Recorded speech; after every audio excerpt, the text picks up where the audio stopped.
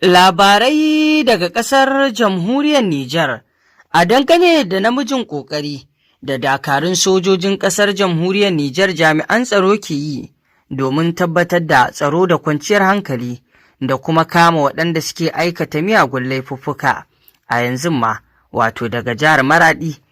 Jami'an tsaro sun samu babban nasara inda a yanzu za ku ji mu ɗauke da rahoton. A wannan karan jami'an tsaron sun samu nasarar wato cafke waɗanda suke safarar miyagun ƙwayoyi da kuma makaman da ake kai su zuwa ga 'yan ta'adda, inda an kama waɗannan mutanen ne a yankin Ɗan Isa. Gwamnan jihar na Maraɗi, Controller Janar na 'yan sanda Isuhu Mamman ya ziyarci wannan guri da aka kama waɗannan mutane,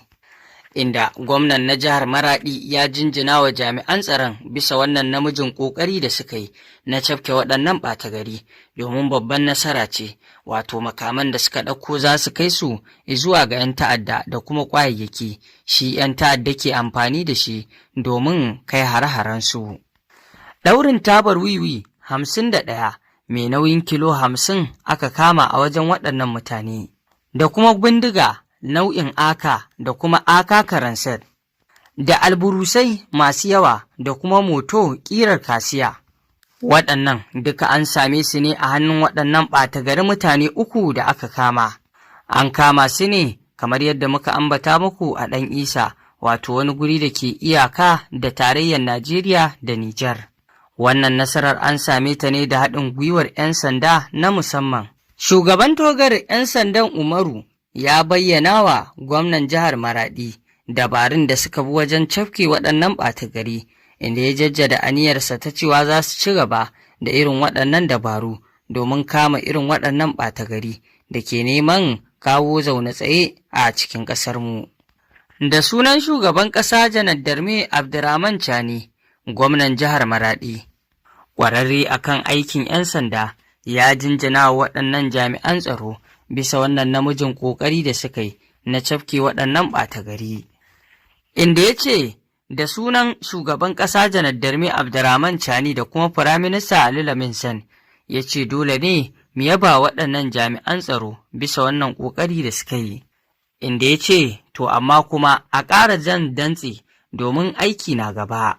inda ya ce musamman ma a cikin wannan damuna da ake ciki. Haka zalika ya bayyana cewa wani mai kishin ƙasa ne wanda ya ba wa jami'an tsaro labari akan wannan ɓata gari, kuma ba tare da ɓata lokaci ba, bisa wannan sanarwa da ɗan kishin ƙasar ya bayar, jami'an tsaro suka je suka yi bincike, kuma sai ga sakamako mai kyau an samu. Inda gwamnan jihar ta Maraɗi, Controller Janar da 'yan sanda Isuhu Mamman ya yi amfani da wannan dama ya yi kira ga al'umma cewa duk wani motsi da mutum bai yarda da shi ba, to fa ya sai gaggawa sanar da hukumomi domin su san matakin ɗauka, domin hakan shine abin da ya dace, kamar yadda wannan bawan Allah ɗan kishin ƙasa da ya ga abin da bai yarda da shi ba ya sanar, kuma nan gashi an kamo waɗannan wato miyagun mutane, kuma an kama su tare da ababen laifi na bindigogi da harsashai da kuma wato ƙwayoyyaki waɗanda wato ake sa ran wannan duka za su kai su ne ga 'yan ta'adda. Haka zalika daga nasa ɓangaren gatan al'umma na Madarinfa shi ma ya wato yaba wa ƙoƙarin waɗannan jami'an tsaro bisa wannan namijin ƙoƙari da suka yi na cafke waɗannan ɓata gari miyagu masu safarar waɗannan makamai zuwa ga 'yan ta'adda, inda ya ci alwashin cewa ma'aikatar shari'a za ta yi iya bakin ƙoƙarinta na ganin an hukunta dukkan masu irin waɗannan laifuffuka da aka kama. Sannan ya ƙara ba wa waɗannan jami'an tsaro kuzari na su ƙara ninka ƙoƙarin da suke domin tabbatuwar tsaro da kuma kama masu irin aikata waɗannan laifuffuka, domin yana cikin kishin ƙasa da kuma gudanar da aikin da aka sanya su. Inda bayan ga waɗannan jagorori na jihar ta Maraɗi, wato al'umma da suka wato ji wannan labari sun yi farin ciki kuma sun nuna wato jin daɗinsu da kuma jinjina ga waɗannan jami'an tsaro bisa namijin ƙoƙarin da suka yi wajen kama waɗannan ɓata gari. Kamar yadda muka sani dai, dama waɗannan 'yan ta'adda masu tada zaune tsaye a cikin ƙasa wato suna amfani ne da waɗanda ke kai masu kayayyaki. za ka samu akwai waɗanda su ma suka shiga cikin ɓata garin suna cikin al'umma, za su ringa kai masu rahoto akan dukkan abin da suke aikatawa da kuma abin da ya shafi cimaka na abinci da ma wato isansi duka, da kuma abin da ya shafi makamai duka akwai masu kai masu shi. Kamar waɗannan mutane 3 da aka kama, ka gansu dai wato suna safarar abin da ya shafi miyagun ƙwayoyi da kuma wato bindigu zuwa ga waɗannan 'yan ta'adda.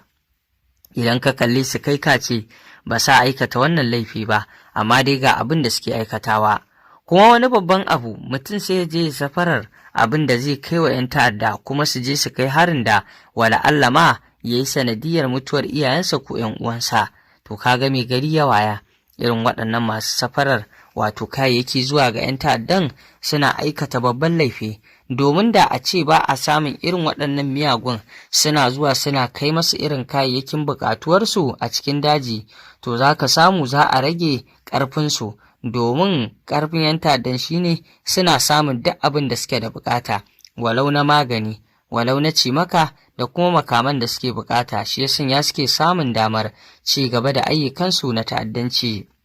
Amma idan a ce ba sa samun damar samun waɗannan abubuwa da suke da buƙata, to kaga dole ne su fito zuwa nemo waɗannan abubuwa, to garin fitowa neman sa sai a kama su. Ya kamata dai dukkan wani ɗan ƙasa ya ƙara sa kishi a kansa, kamar yadda gwamnan jihar ta Maraɗi, Kwantirola Janar na 'yan sanda Isuhu Mamman, ya yi kira ga al'umma kan ba da labari kan dukkan abin da ba su yarda da shi ba, domin jami'an tsaro su zo su yi bincike akan wannan abu. Idan ana haka, to za a samar da wato abin da yake na tsaro. Jami'an tsaro suna matuƙar ƙoƙari wajen tabbatuwar tsaron da kuma samar da zaman lafiya, kamar yadda ƙudiri ne na shugaban ƙasa Janar Darme Abdurrahman Chani, samar da tabbataccen tsaro a cikin ƙasa domin al'umma su yi walwala, su yi wato abubuwan da ya dace na ayyukansu na yau da kullum.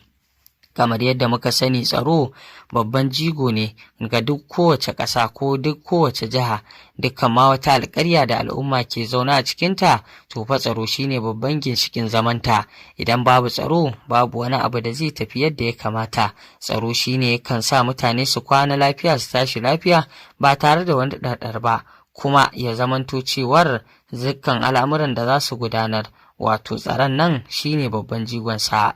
To masu saurare, ƙarshen rahotannin labaran kenan kamar yadda kuka saurara. Ku ci gaba da bibiyar mu domin samun rahotannin labarai kan abubuwan da ke faruwa wato. Sannan masu saurare, muna roƙonku, idan wannan shine farkon zuwan ku wannan tasha, ko kuma kuna zuwa amma kuma ba ku dangwala mana alamar subscribing ba,